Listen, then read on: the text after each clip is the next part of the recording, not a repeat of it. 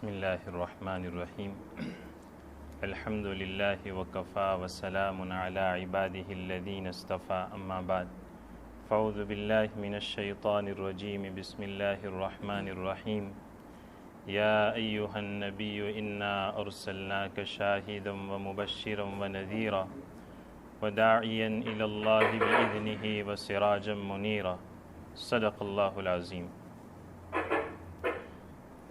بزرگ اور دوستو، نبی کریم صلی اللہ تعالی علیہ وسلم کی آمد سے پہلے پوری دنیا میں جہالت عام تھی۔ عرب بالکل بیچ میں اور سینٹر میں ہیں۔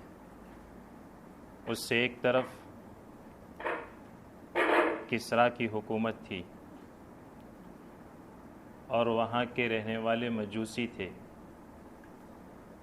انہوں نے دو خدا بنا رکھے تھے۔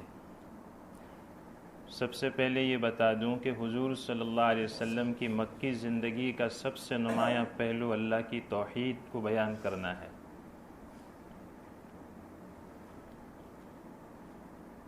تو مجوسیوں نے جو ایران اور اس کے ارد گرد رہتے تھے، انہوں نے دو خدا بنا رکھے تھے۔ ایک کا نام اہرمن تھا، دوسرے کا نام یزدہ تھا۔ یزدہ نیکیوں کا خدا سمجھا جاتا تھا اور اہرمن برائیوں کا خدا سمجھا جاتا تھا۔ اس کے ساتھ وہ چاند اور سورج اور ستاروں کی پرستش بھی کرتے تھے۔ دوسری طرف رومن امپائر کی حکومت تھی۔ انہوں نے خدا بنانے میں اور زیادہ ترقی کی۔ مجوسیوں نے دو خدا بنائے اور نصارہ نے، عیسائیوں نے 3 خدا بنائے۔ ایک اللہ تعالیٰ، دوسرے عیسیٰ علیہ السلام اور تیسرے میں اختلاف ہے۔ بعضوں نے کہا ہولی اسپرٹ یعنی جبریل علیہ السلام، اور بعضوں نے مریم رضی اللہ عنہا کو تیسرا خدا بنا دیا۔ یہ ان کے مذہب کا سب سے بڑا مسئلہ ہے، لیکن آج تک وہ واضح نہیں کر سکے کہ 3 خدا کا کیا مطلب ہے۔ جب ان سے پوچھا جاتا کہ بھئی خدا 3 کیسے ہو گئے، تو کہتے ہیں خدا ایک ہے۔ تو پھر 3 کیوں کہتے ہو؟ کہا کہ وہ 3 کا ایک ہے۔ تو ایک کیسے ہوا کہ ایک کے 3 ہیں؟ اس کی کوئی وضاحت آج تک نہیں کر سکے، اور یہ ان کے مذہب کا معرکۃ الآراء مسئلہ ہے، اور مذہب کا راز سمجھ کر اس کو دبا دیا جاتا ہے۔ ایک طرف ہندوستان تھا، انہوں نے خدا بنانے میں اس سے بھی زیادہ ترقی کی۔ یہاں کا ہر حجر، ہر شجر معبود تھا۔ ہر پتھر، ہر درخت، ہر ندی، ہر نالا، چاند، سورج سب معبود تھے، اور زیادہ ترقی کی۔ جتنے عابد نہیں تھے اتنے زیادہ معبود تھے۔ عابد یعنی عبادت کرنے والے۔ جتنے عابد نہیں تھے اس سے زیادہ معبود ہندوستان میں تھے۔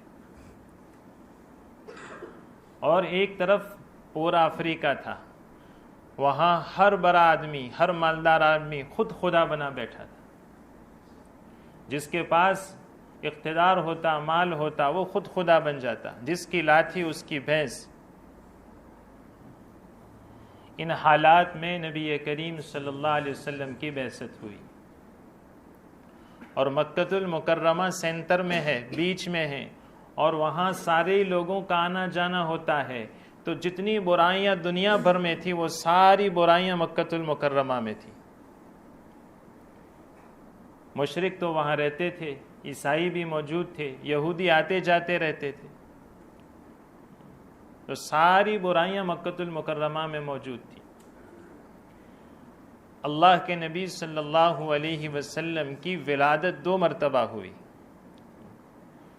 آپ کی ایک ولادت جسمانی ہے اور آپ کی ایک ولادت روحانی ہے۔ جو ولادت آپ کی جسمانی ہے وہ محمد ابن عبداللہ کی حیثیت سے ہوئی، اور جو آپ کی روحانی ولادت ہے وہ محمد الرسول اللہ کی حیثیت سے ہوئی۔ اور آپ کی جسمانی ولادت اسی لیے ہوئی ہے کہ مقصود آپ کی روحانی ولادت ہے. آپ کی ذات کو دنیا میں بھیجا اس لیے گیا ہے کہ آپ کی بات لوگوں تک پہنچے. تو آپ کو نبوت کب ملی؟ 40 سال کی عمر میں ملی. مہینہ ربیع الاول کا، اور لکھا ہے کہ 8 تاریخ تھی. اس ولادت میں اختلاف ہے کہ آپ کی ولادت 8 ربیع الاول کو ہوئی، 9 کو ہوئی، 12 کو ہوئی، 13 کو ہوئی، متعین نہیں ہے. آپ کی وفات 12 کو ہوئی، یہ متعین ہے. جانثار صحابہ موجود نہیں تھے کہ آپ کی ولادت کو یاد رکھا جاتا. تو آپ جب 40 سال کے ہوئے تو 8 ربیع الاول کو آپ کو نبوت ملی. یہ پہلا قول ہے. دوسرا قول یہ ہے کہ 17 رمضان المبارک کو آپ کو نبوت ملی. حافظ ابن حجر رحمۃ اللہ علیہ نے اس قول کو صحیح قرار دیا ہے. وجہ اس کی یہ ہے کہ 8 ربیع الاول جب آپ 40 سال کے ہوئے تو اس وقت آپ نے رؤیہ صادقہ صالحہ دیکھنے شروع کی. آپ سچے اور درست خواب دیکھتے تھے، اور جو خواب میں دیکھتے تھے وہ صبح کی روشنی میں ظاہر ہو جاتا تھا. جیسے صبح صادق ہوتی ہے ایسے رات میں دیکھا ہوا خواب سچا نظر آتا تھا. آپ نے ایک روایت سنی ہوگی کہ خواب نبوت کا 46واں حصہ ہے. تو وہ 46واں حصہ کیسے ہے کہ اللہ کے نبی صلی اللہ علیہ وسلم کو 40 سال میں نبوت ملی اور 63 سال میں انتقال ہوا، آپ دنیا سے رخصت ہوئے، تو یہ 23 سال ہیں. 6 مہینے کے اعتبار سے اس کے ٹکڑے کیے جائیں تو 46 بنتے ہیں. تو پہلے کے جو 6 مہینے ہیں، ان 6 مہینوں میں نبی کریم صلی اللہ علیہ وسلم رات میں خواب میں جو دیکھتے تھے وہ صبح میں سامنے آ جاتا تھا. اور پھر حدیث میں صبح صادق کا لفظ آیا ہے. تو صبح صادق کا لفظ کیوں آیا؟ جب آفتاب طلوع ہوتا ہے تو آفتاب کے طلوع ہونے سے کچھ پہلے صبح صادق ہوتی ہے. ابھی آفتاب نبوت طلوع نہیں ہوا. آفتاب نبوت کے طلوع ہونے سے پہلے آپ کو سچے خواب دکھائے جا رہے ہیں. یہ ایسا ہی ہے جیسے آفتاب کے طلوع ہونے سے پہلے صبح صادق ہوتی ہے. آفتاب کے طلوع ہونے سے پہلے جیسے صبح صادق ہوتی ہے، ایسے ہی آفتاب نبوت کے نمودار ہونے سے پہلے رؤیا صادقہ صالحہ کا دیکھنا صبح صادق کی طرح.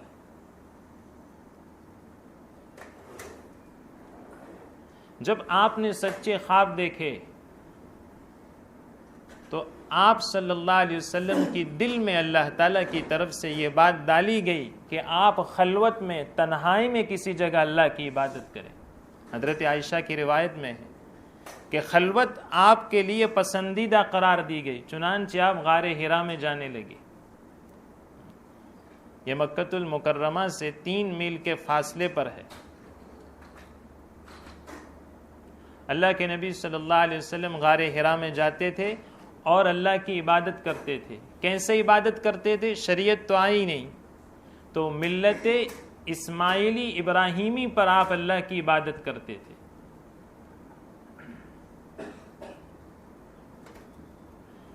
آپ وہاں قیام فرماتے تھے، توشہ ساتھ میں لے جاتے تھے. جب توشہ ختم ہو جاتا یا گھر والوں کی یاد آتی تو اللہ کے نبی صلی اللہ علیہ وسلم غار حرا سے مکۃ المکرمہ آ جاتے.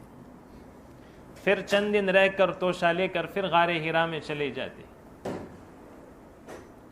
ایک دن آپ علیہ الصلاۃ والسلام آنے کی تیاری کر رہے تھے گھر کی طرف، اور آپ سورج کے غروب ہونے کے بعد غار سے باہر نکلے تو وہیں پر انسانی شکل میں فرشتہ آیا،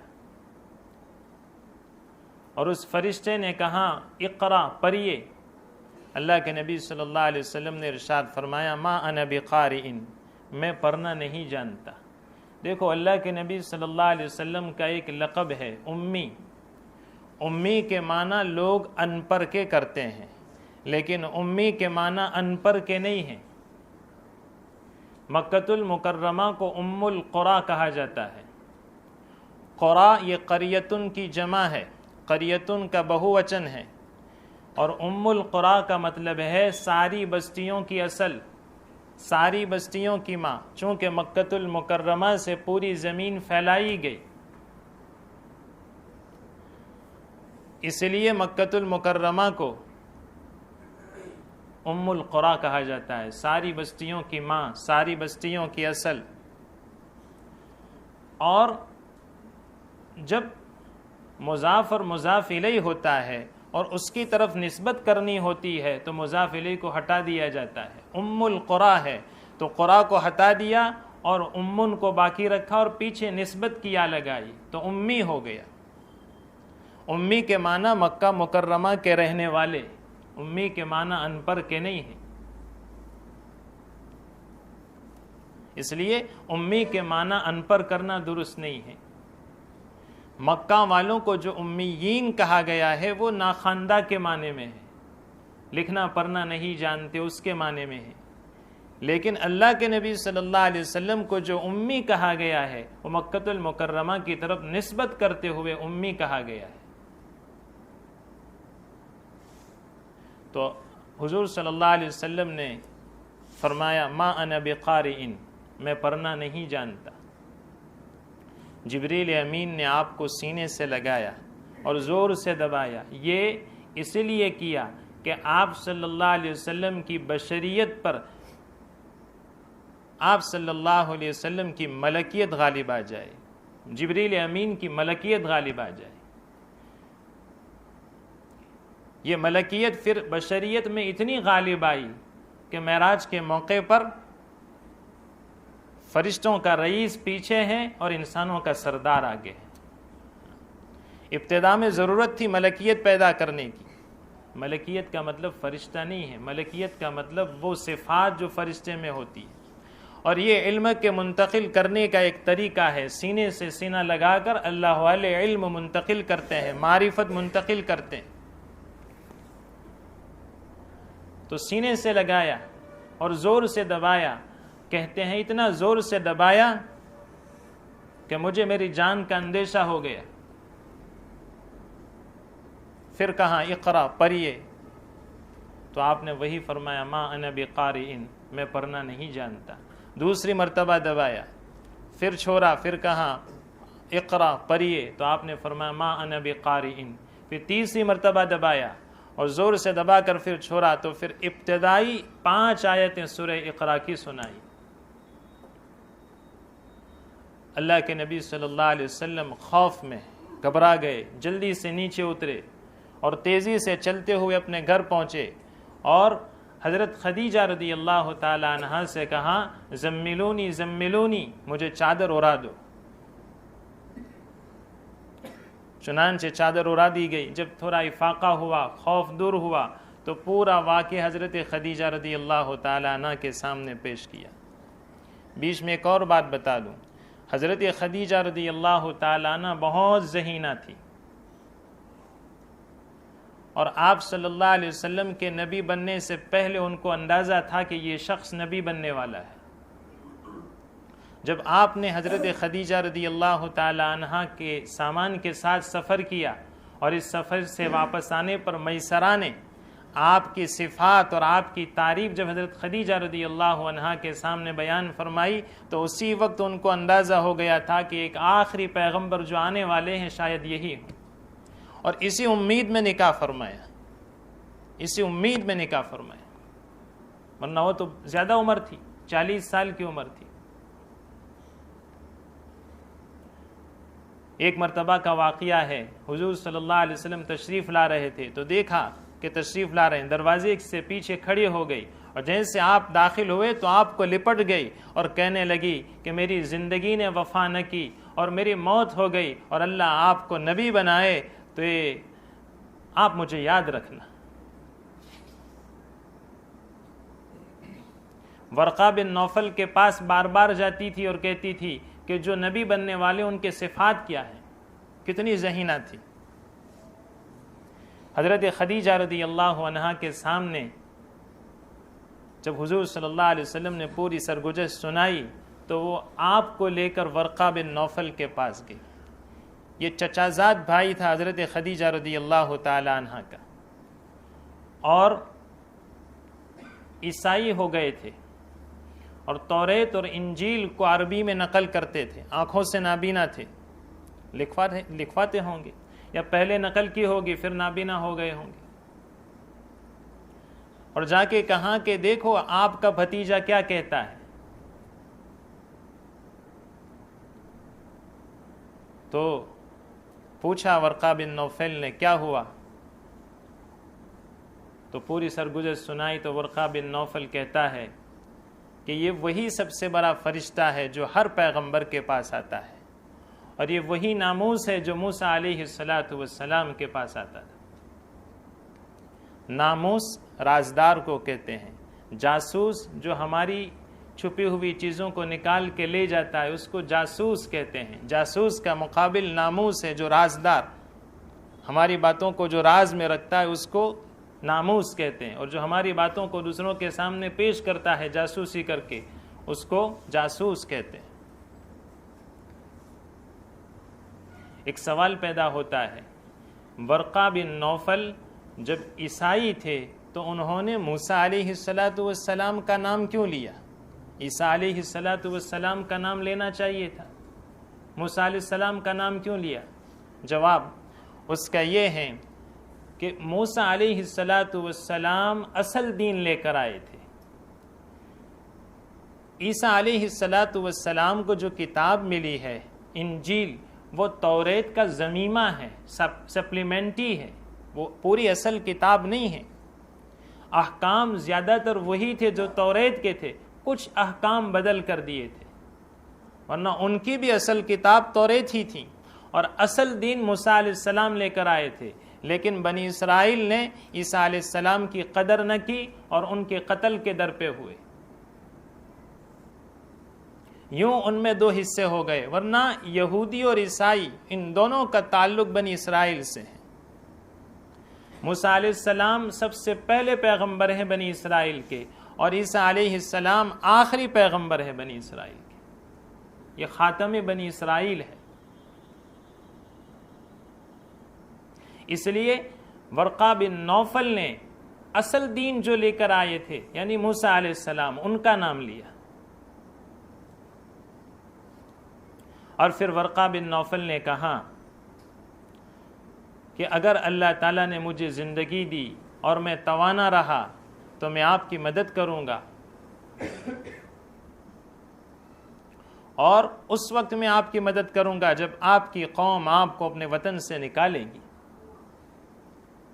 تو اس وقت اللہ کے نبی صلی اللہ علیہ وسلم نے ارشاد فرمایا کہ میری قوم مجھے اپنے وطن سے نکالے گی؟ کہا ہاں، جو بھی پیغمبر دین پیش کرتا ہے اور بستی والے جو ہیں اللہ کے اس دین کو نہیں مانتے تو پیغمبر کے دشمن ہو جاتے ہیں، آپ کی قوم بھی آپ کی دشمن ہو جائے گی. اس کے بعد وحی سست ہو گئی، وحی کا سلسلہ رک گیا. پھر اللہ کے نبی صلی اللہ علیہ وسلم غار حرا میں جانے لگے. ایک مرتبہ غار حرا سے واپس آ رہے تھے اور مقام اجیاد میں تھے. جو لوگ حج عمرہ میں گئے انہوں نے یہ نام سنا ہوگا، اجیاد. مقام اجیاد میں تھے، محلہ اجیاد سے گزر رہے تھے تو ایک آواز آئی. پیچھے مڑ کے دیکھا تو کوئی نہیں تھا، دائیں بائیں دیکھا کوئی نہیں تھا، اوپر نظر پڑی تو وہی فرشتہ جو غار میں آیا تھا وہی فرشتہ موجود ہے.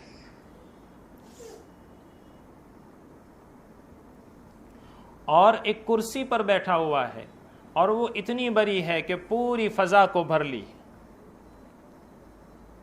اللہ کے نبی صلی اللہ علیہ وسلم پر خوف سوار ہو گیا. دیکھو، خوف ہونا یہ فطری چیز ہے، انسان کی فطرت میں خوف ہے. موسیٰ علیہ السلام نے جب اپنا عصا پھینکا تھا اور وہ جب اژدہے میں بدلا تو موسیٰ علیہ السلام بھی بھاگنے لگے. اللہ تعالیٰ کو کہنا پڑا لا تخف، تو خوف نہ کر. تو خوف فطری چیز ہے، انسان کی طبیعت میں ہے۔ اللہ کے نبی صلی اللہ علیہ وسلم پر خوف طاری ہو گیا اور آپ جلدی جلدی چلے اور جلدی جلدی چل کر اپنے گھر پر پہنچے، اور پھر حضرت خدیجۃ الکبریٰ رضی اللہ تعالیٰ عنہ سے کہا کہ مجھے چادر اڑا دو۔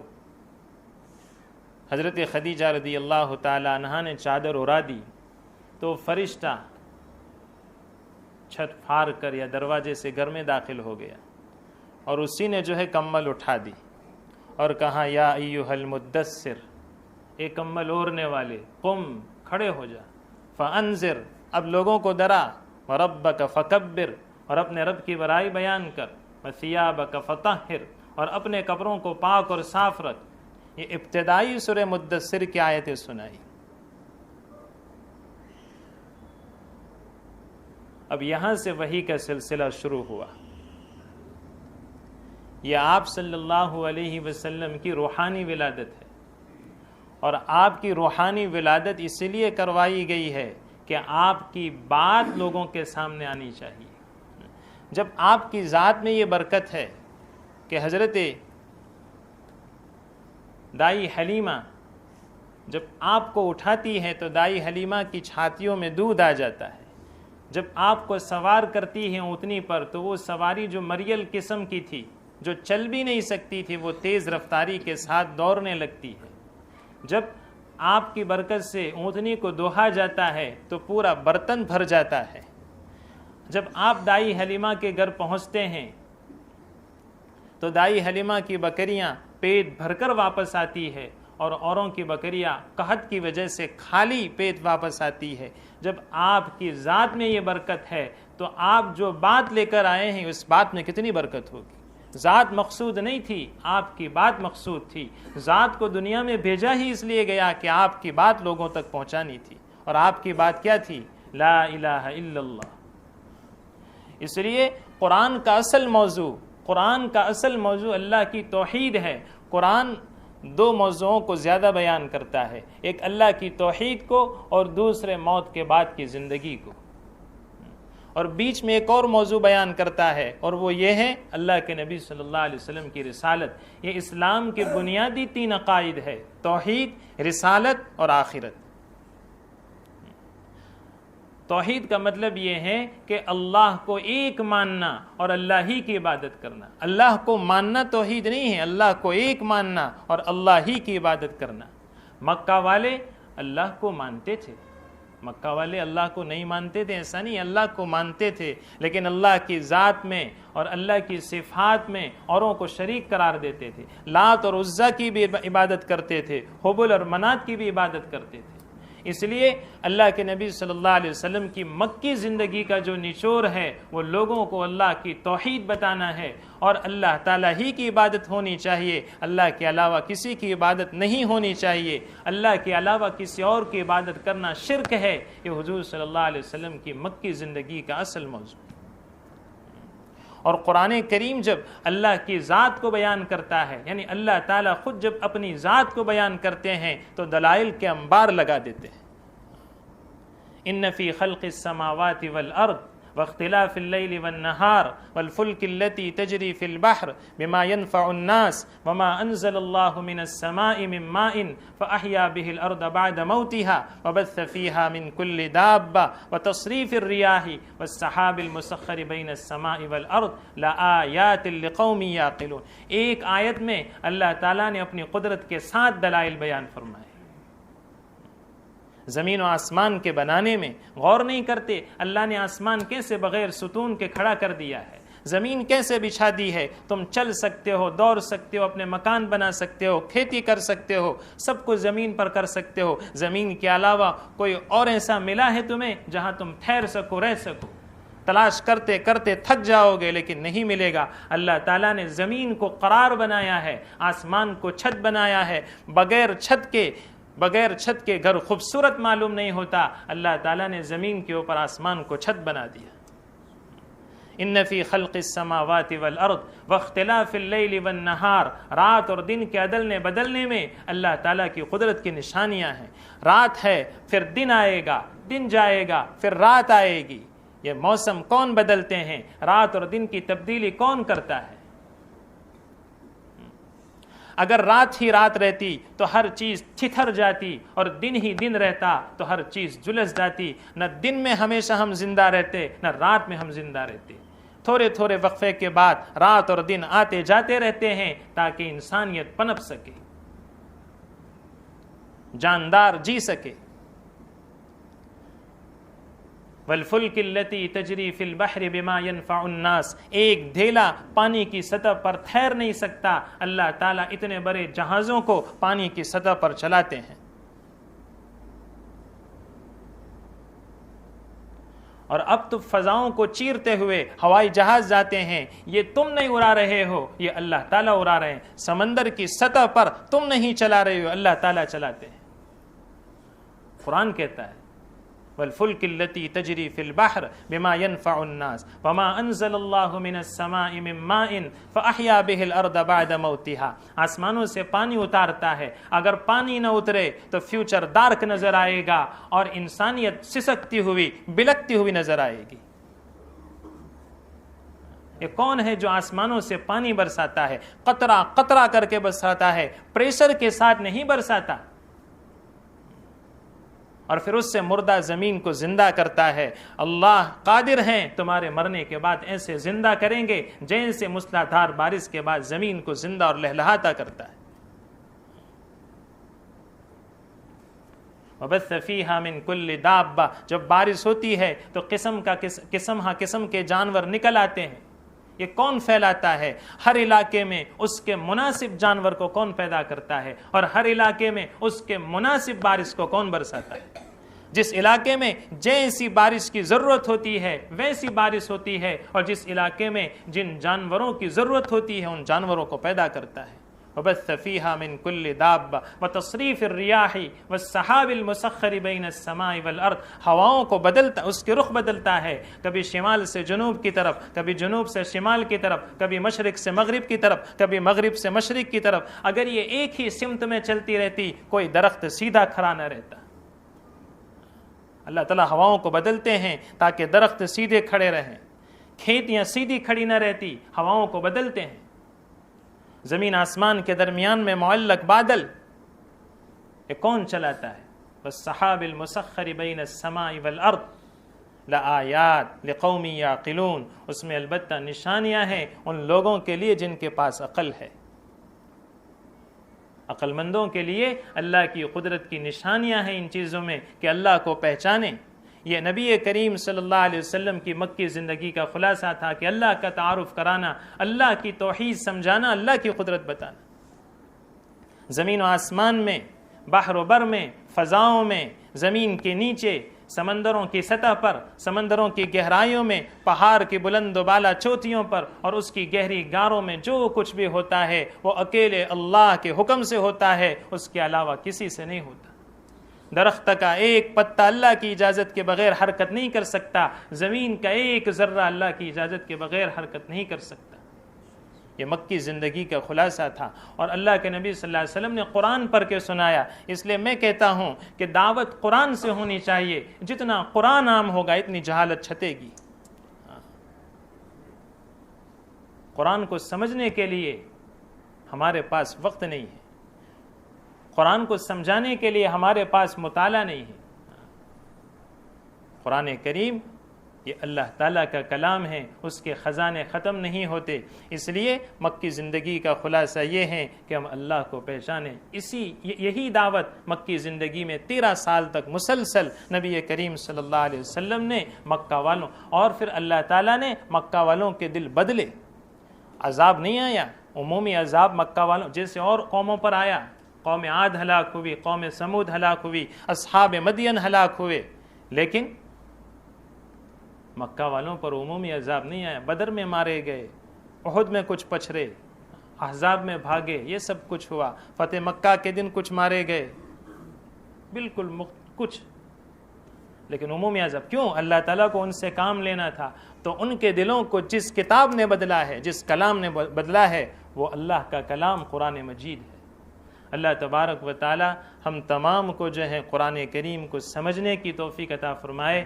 یہ قرآن کریم ہی حضور صلی اللہ علیہ وسلم کی سیرت ہے، کان خلقہ القرآن، کہ آپ کی سیرت یہ قرآن کریم ہے، آپ کی اخلاق قرآن بیان کرتا ہے، آپ کی زندگی قرآن بیان کرتا ہے۔ اسی پر جو اکتفا کرتا ہوں۔ اللہ تبارک و تعالی ہم تمام کو کہنے سننے سے زیادہ عمل کرنے کی توفیق عطا فرمائے۔ آمین وآخر دعوانا ان الحمد للہ رب العالمین۔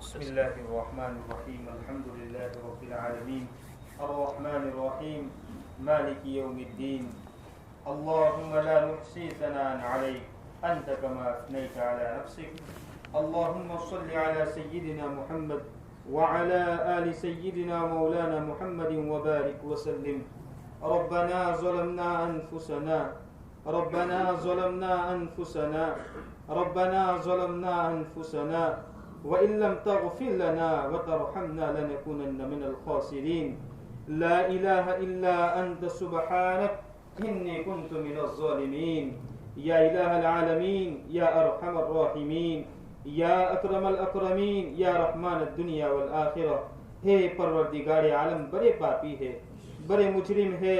اے رب کریم قدم قدم پر آپ کی نافرمانی کی ہے۔ اے رب کریم ہم تو اتنے زیادہ غدار ہو گئے۔ اے رب کریم کے ریت کے ذرات سے زیادہ آپ کی نعمتوں کو ہم نے استعمال کیا ہے، بارش کے قطروں سے زیادہ آپ کی نعمتوں کو ہم نے استعمال کیا ہے۔ اے رب کریم درختوں کے پتوں سے زیادہ آپ کی نعمتوں کو ہم نے استعمال کیا ہے۔ اے رب کریم استعمال کرنے کے بعد بغاوت کے اوپر اتر آئے، اے رب کریم ظلم کے اوپر اتر آئے۔ اے رب کریم تیری ذات تو بڑی رحیم ہے، بڑی کریم ہے۔ اے رب کریم تو نے اپنے عرش کے اوپر لکھا ہے میری رحمت میرے غضب کے اوپر غالب ہے۔